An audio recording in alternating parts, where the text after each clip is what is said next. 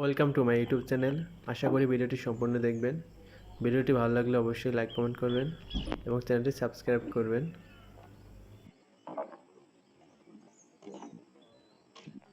বাজারে নদীতে ব্রিজ করার জন্য ব্রিজের পাশে এই কাঠের পুলটি দেওয়া হয়েছে। পুলটি অনেক পুরনো হওয়ার কারণে অনেকটা অংশ ভেঙে গেছে এবং আঁকাবাঁকা হয়ে গেছে।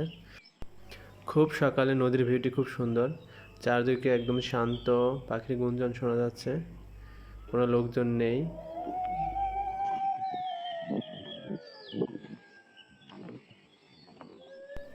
এই অংশে কাঠের পুলটি অনেকটা উঁচু নিচু এবং কাঠের পুলটির সাথে কতগুলো টগর আটকে গেছে।